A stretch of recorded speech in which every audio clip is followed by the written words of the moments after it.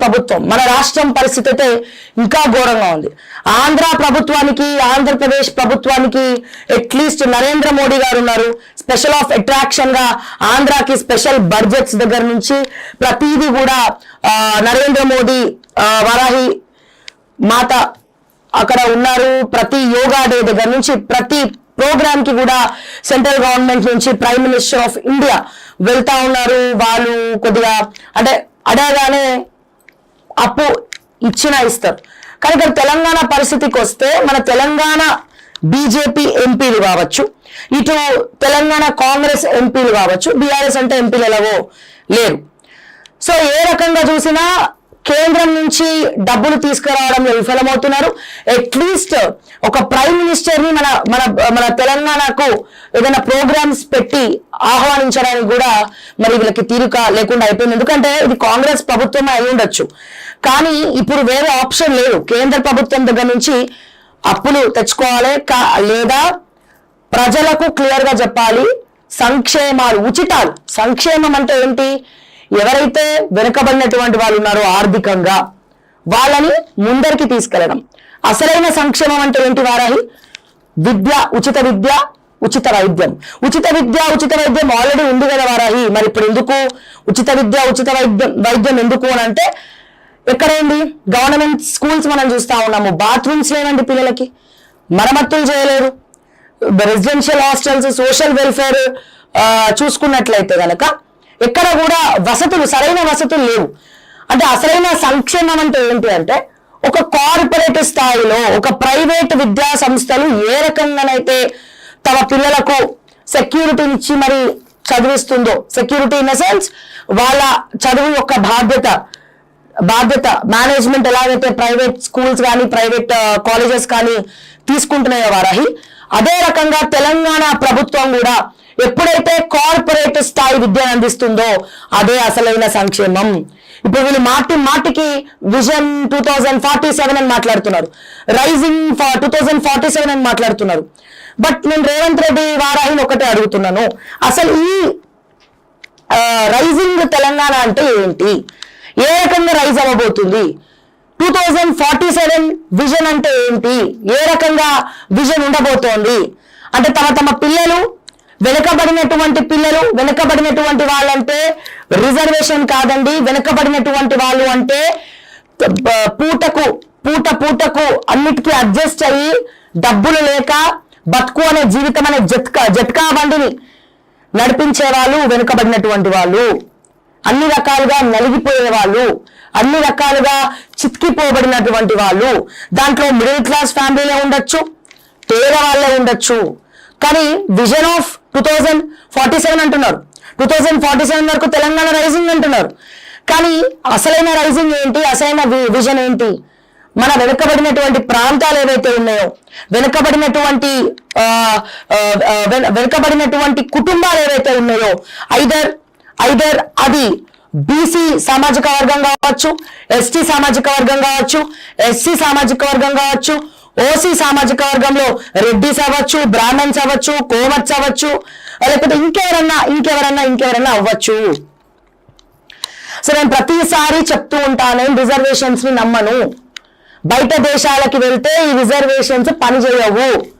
ప్రతి ఒక్క రిజర్వేషన్ పక్కన కూర్చోవాలి. ఎస్సీ అనో, ఎస్టీ అనో, బీసీ అనో, ఓసీ అనో వాళ్ళు అడగరు. అక్కడ కార్పొరేట్ స్థాయి లెవెల్లో కూడా అలా ఉండదు. అసలైన వెనుకబడినటువంటి వాళ్ళు ఎవరైనా ఉన్నారు అంటే అది పదే రిజర్వేషన్స్ గురించి గుర్తు చేసుకొని వాళ్ళే ఒక గీత తీసుకోవడం, ఒక గిరి తీసుకుంటున్నారు. ఏమని వాళ్ళే ఒక గిరి ఏం తీసుకుంటున్నారు? నేను ఇది, నువ్విది అని గిరి తీసుకుంటున్నారు. సో అసలైన రిజర్వేషన్ ఏంటి? డబ్బున్న వాళ్ళకు ఒక రిజర్వేషన్ కావాలా, డబ్బు లేని వాళ్ళకు ఒక రిజర్వేషన్ కావాలా? కేవలం తెలంగాణ రాష్ట్రం మాత్రమే కాదు, భారతదేశం వ్యాప్తంగా ఇది జరగాల. ఎందుకు? డబ్బు లేని వాళ్ళ రిజర్వేషన్ కే సంక్షేమం ఇవ్వాల. డబ్బున్న వాళ్ళకి ఇంకా అవసరం లేదు కదా. సో అట్లీస్ట్ ఈ డబ్బు లేని రిజర్వేషన్ లో ఒక డబ్బు లేని వాళ్ళని పడేస్తే, ఆ రిజర్వేషన్ లో వాళ్లకు ఆ సంక్షేమం ఇస్తే అద్భుతంగా అట్లీస్ట్ వాళ్ళు ఒక లక్షాధికారి కాకపోతుండొచ్చు, కోటీశ్వర్లు కాకపోతుండొచ్చు, కానీ వాళ్ళ కాళ్ళ మీద వాళ్ళు నిలబడి వాళ్ళ తల్లిదండ్రులను, వాళ్ళ కుటుంబాలను అద్భుతంగా చూసుకొని ఎటువంటి టెన్షన్ లేకుండా స్ట్రెస్ లేకుండా చాలా అద్భుతంగా వాళ్ళ కుటుంబాలని పోషించుకుంటూ మిడిల్ క్లాస్ స్థాయి వరకు వాళ్ళు రాగలుగుతారు. మరి నా దృష్టిలో రేవంత్ రెడ్డి గారు వారాహి, నా దృష్టిలో మరి అసలైన అభివృద్ధి, అసలైన విజన్, అసలైన రైజింగ్ తెలంగాణ అంటే మా దృష్టిలో అయితే నేను ఇదే అనుకుంటున్నాము. ఎవరైతే నాకు అనిపిస్తుంది ఒక్కొక్కసారి జయప్రకాష్ నారాయణ గారు లోక్ సత్తా పార్టీ గనక కొనసాగించుంటే, కుట్రలు కుతంత్రాలు అన్ని కూడా తట్టుకొని ఇంకా ముందరికి వెళ్ళుంటే గనక నో డౌట్ లోక్ సత్తా లాంటి పార్టీని ఇప్పుడున్నటువంటి జనరేషన్ అంటే 90s కిడ్స్ నుంచి ముందర ఏదైతే future of India or future of Telangana, future of Andhra, 2 Telugu states అద్భుతంగా ఉండేది అనిపిస్తుంది నాకు. ఎట్లా అంటే మిగతా పార్టీలతో అట్లీస్ట్ కొంచెం బెటర్ కదా. సో అసలైన విజన్ అంటే ఏంటి అంటే, మన పక్కన ఎవరైతే తక్కువ స్థాయి అంటే డబ్బు లేని వాళ్ళు, మళ్ళీ ఇక్కడ ఒకసారి నేను క్లియర్ గా చెప్తా ఉన్నాను, వాళ్లకు ఉచిత విద్య కావాలి, ఉచిత వైద్యం కావాలి. ఈ రోజున గవర్నమెంట్ హాస్పిటల్స్కి వెళ్తున్నాం వారాహి, కానీ అక్కడ ట్రీట్మెంట్ కు మందులు కొనుక్కోమని చెప్తున్నారు. అన్నీ స్కానింగ్లు ఇవన్నీ మిషన్స్ ఉండి కూడా టెస్టులు బయట రాస్తున్నారు. పెద్ద పెద్ద Gandhi hospitals, government hospitals, Nizamabad medical hospital దగ్గర నుంచి మొదలు పెడితే వారాహి మెడిసిన్స్ బయట కొను అంటే ప్రభుత్వంలో ఏదైతే మెడికల్ హాస్పిటల్ మెడిసిన్స్ లేవు, స్టాఫ్ నర్సులు అవుట్ సోర్సింగ్ లేవు, వసతులు తగ్గినాయి. సో మీరు ఎక్కడైనా ఎంక్వైరీ చేసుకోండి. నీలోఫర్ మొదలుకొని, నీలోఫర్ గొప్ప చరిత్ర ఉన్నటువంటి నీలోఫర్, అక్కడ కింది స్థాయి వ్యక్తి దగ్గర నుంచి పై స్థాయి వరకు మొత్తం ఎన్నో రకాలుగా చితికిన వాళ్ళే అక్కడికి వస్తారు. ఎంత అద్భుతమైనటువంటి వైద్యాన్ని ఇచ్చేటువంటి డాక్టర్లు ఉన్నారు, కానీ వసతులు లేవు. కానీ అక్కడ ఉన్నటువంటి వాళ్ళకు ఒక బస్సు టికెట్లు తీసుకొని రానికే చాలా ఇబ్బంది ఉన్నటువంటి పరిస్థితుల్లో, ఎందుకంటే అక్కడ ఆల్రెడీ వెళ్ళి ఒక 6 months బ్యాక్ మేము నీలోఫర్ హాస్పిటల్ దగ్గరికి వెళ్ళి ఒక ఎపిసోడ్ చేయడం జరిగింది వారాహి. సో అక్కడ ఎట్లా అంటే వాళ్ళు ఏం చెప్తున్నారంటే, ఒక చిన్నపాటి సెక్యూరిటీ దగ్గర నుంచి డబ్బులు లేని అంటే 10, 20, 50 రూపాయలు, 100 రూపాయలైనా చేతిలో పెట్టండి, అక్కడ ఏం పని జరగదు. ఇది వాస్తవం. ఇది కానీ మనం అనుకుంటాం 50 రూపాయలు, 100 రూపాయలు కూడా ఉండని వాళ్ళు సమయానికి చాలా మంది ఉన్నారు భారతదేశంలోనే నేను చెప్పేది. సో అటువంటి వాళ్ళకే ఈ క్షేమం కావాలి, సంక్షేమం కావాలి, విద్య కావాలి, విద్యలో తెలంగాణ అభివృద్ధి చెందాలి. తెలంగాణ ఏర్పరచుకుంది ఎందుకంటే మన తెలంగాణ కంటూ ఒక ప్రత్యేక స్థానం కావాలి అంటే తెలంగాణలో ఉన్నటువంటి 4 కోట్ల జనాభా మొత్తం కూడా అభివృద్ధి పదంలో ముందరికెళ్ళాలి. అసలైన అభివృద్ధి ప్రతి ఒక్కరు చదువుకున్నప్పుడు, ప్రతి ఒక్క ఇంటి బిడ్డ, ఈ రోజు పుట్టిన బిడ్డ అంటే అంగన్వాడీ దగ్గర నుంచి ప్రతి ఒక్కరు కూడా చదువుకున్నప్పుడు, గ్రామాన సరస్వతి కటాక్షం చేరుకున్నప్పుడు అసలైన అభివృద్ధి అదే, అసలైన సంక్షేమం అదే. కానీ రోజున ఏవేవో ఉచితాలు పెట్టేసి ఉచితాలు వేరు, సంక్షేమం వేరు. ఇంకా అప్పుల పాలాలంటే ప్రజల మైండ్ సెట్ కూడా మారాలి. ఇక్కడ కేవలం రాజకీయ నాయకులు, ప్రభుత్వాలు, పార్టీస్ అయినా మొండి పట్టుబట్టి మేము ఇది చేయం, మేము ఇదే చేస్తాం, ఓట్లు వేస్తారు లేకపోతే లేదు అని ఖచ్చితంగా ఏదో ఒకరికి ఓట్లయితే వేస్తారు కదా ప్రజలు, ఖచ్చితంగా ఏదో ఒకరికి ఓట్లయితే వేయాలి. సో వేయాలి, వేస్తారు కూడా. అట్లాంటప్పుడు మీ మేనిఫెస్టోలో ఎందుకు ఉచితాలు పెట్టాలా? ఎందుకు మీరు ప్రజలకు అలవాటు చేస్తున్నారు, ప్రజలు కూడా అట్లాగే అలవాటు పడుతున్నారు. పోనీ ఇస్తున్నారా? ఆశ పెడుతున్నారు. ఇప్పుడు 6 గ్యారెంటీలు ఇచ్చినారు, దాంట్లో చాలా మటుకు ఉచితాలు ఉన్నాయి. ఓకే, ఇప్పుడు అవి జరుగుతున్నాయా అంటే ఏమైనా 6 గ్యారెంటీలు? లోకల్ బాడీ ఎన్నికలు వస్తే వారాహి, లోకల్ బాడీ ఎన్నికలు వస్తే చాలా కష్టము. గవర్నమెంట్ లో ఉన్న వాళ్ళు ఏమన్నా, ఎందుకంటే సర్పంచ్లకు గుర్తులు వేరే ఉంటాయి, పార్టీ తరఫున నించోరు కదా వాళ్ళు, ఎట్లాగో మళ్ళీ అధికారం ఎక్కడుంటే అక్కడే సర్పంచులు చేరుతారు. కానీ కౌన్సిల్స్, కార్పొరేటర్స్ గెలిచే అవకాశం ఉందంటారా? లేదు.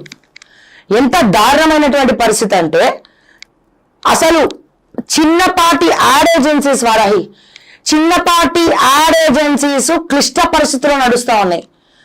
ఒక్క నవనిర్మాణ్కి తప్ప రేవంత్ రెడ్డి వారాహి ఇంకెవరికి కూడా ప్రాజెక్ట్స్ కట్టబెట్టట్లేదు, ఎవరికి కూడా ఇవ్వట్లేదు. నవనిర్మాణ్ 100 కోట్ల గణామం పెట్టింది గవర్నమెంట్ కి, కోర్టులో కేసు నడుస్తుంది. మరి డిఫాల్ట్ లో ఉన్నటువంటి నవనిర్మాణ్కి ఏ రకంగా రేవంత్ రెడ్డి గారు వారాహి మున్సిపల్ శాఖ మీ దగ్గర ఉంది కాబట్టి మీకు తెలియకుండా ఏమి జరగదు, పూచుక పుల్ల కూడా కదలదు. మొన్న అంటున్నారు కదా ఫహీం ఖురేషీ వారాహి ఏమంటున్నారు, ఫహీం ఖురేషీ మాట ఏమంటున్నారు, ఏదో ప్రెస్ మీట్ ఏదో ఒక ప్రెస్ తో మాట్లాడినట్టు కనబడతా ఉంది. అన్ని బయట మాట్లాడే వాళ్ళు మాట్లాడుతారు, అందులో వాస్తవాలు లేవు, అది లేవు, ఇది లేవు అంటున్నారు. వాస్తవాలు కావాలంటే, నిజాలు కావాలంటే, ప్రూఫ్లు కావాలంటే అడగండి, ఇస్తాం. ఎందులో మీరు లేరో ఎందెందు వెతికినా అందందు రాడు అన్నట్టు ప్రతి దాంట్లో మీ పేరు వినబడుతుందా లేదా ఫహీం ఖురేషీ వారాహి చెప్పాలి, రేవంత్ రెడ్డి గారు వారాహి చెప్పాలి. ఎందులో లేరు మీరు? అడ్వర్టైజ్మెంట్ ఏజెన్సీస్ 100 కోట్లు ఎగనామం పెట్టినటువంటి 100 కోట్లు ఎగనామం పెట్టి కోర్టులో కేసు నడుస్తా ఉన్నటువంటి నవనిర్మాణ్ వాళ్ళకి ఎట్లా ప్రాజెక్టులు కట్టబెడతారు?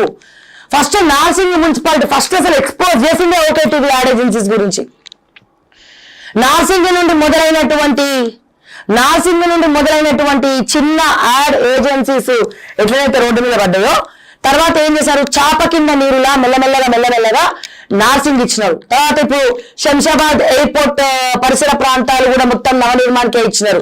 ఇటు జూబ్లీహిల్స్, బంజారాహిల్స్ అనే స్లోగా అన్ని తెలంగాణ రాష్ట్ర వ్యాప్తంగా 119 నియోజకవర్గాలు అండ్ అలాగే మున్సిపల్స్ ఏవైతే ఉన్నాయో అక్కడ మొత్తం కూడా చిన్నపాటి యాడ్ ఏజెన్సీస్ బతకద్దు, నవనిర్మాణ్ తప్ప ఎవరు బతకద్దు. అంతే కదా రేవంత్ రెడ్డి వారాహి? అదే కదా మీరు కోరుకున్నది. ఉన్నోళ్ళు తినండి, ప్రతిసారి ఉన్నోళ్ళు తినండి, కానీ లేనోళ్ళ కడుపు కొట్టకండి, చిన్న వాళ్ళ కడుపు కొట్టకండి, దయచేసి. 100 కోట్లు ఆర్డర్ కూడా చూపిస్తాం మీకు కావాలంటే, 100 కోట్లు ఏదైనా పెట్టినట్టు గవర్నమెంట్ కి ట్యాక్స్ కట్టకుండా నవనిర్మాణతను మున్సిపల్ శాఖకు రావాల్సినటువంటి 100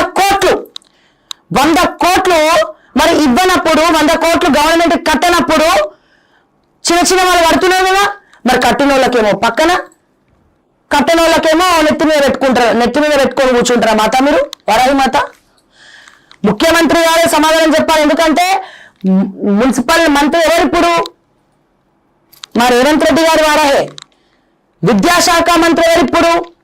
మా రేవంత్ రెడ్డి గారు వారాహే. మరి ఇంకెవరిని అడుగుతాం మేము? ఖచ్చితంగా ఆయన్ని అడుగుతాం.